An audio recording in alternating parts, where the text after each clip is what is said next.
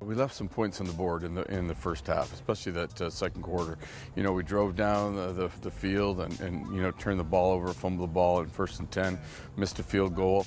And then when we're, you know, leading with 16, you know, by 16 points, you know, we throw an interception right near the end of the half and they score a touchdown on it. So, you know, I think that you know, we got to be a little more consistent. We got to score points when those points are there.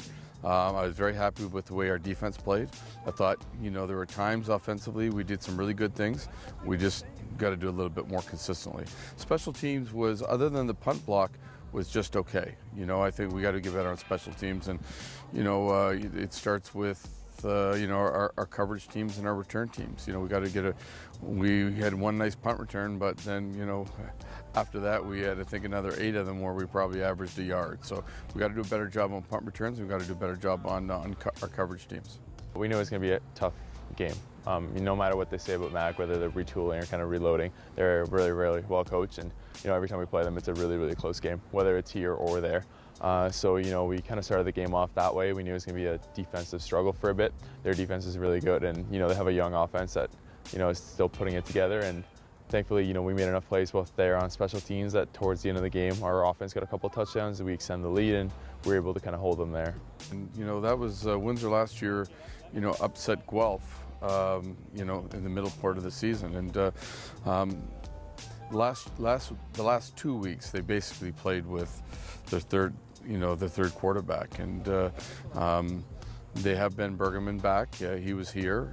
He's now eligible to play. We expect that we will see him on Saturday.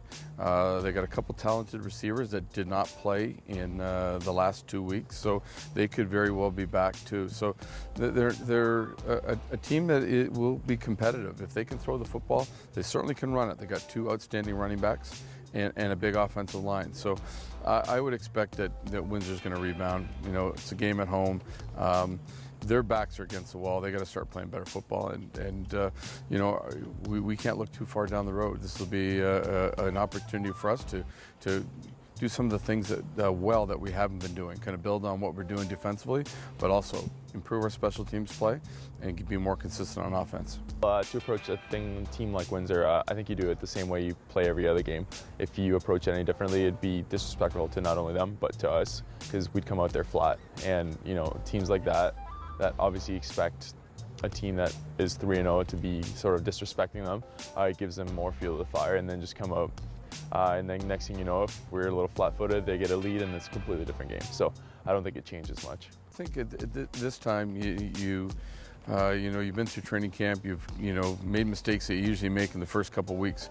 Eliminate those you know, bad snaps. Eliminate those penalties, and I thought we did a good job of limiting the penalties that we took in the game on Saturday. But those types of things are what's going to separate, you know, good average teams from being, you know, great teams.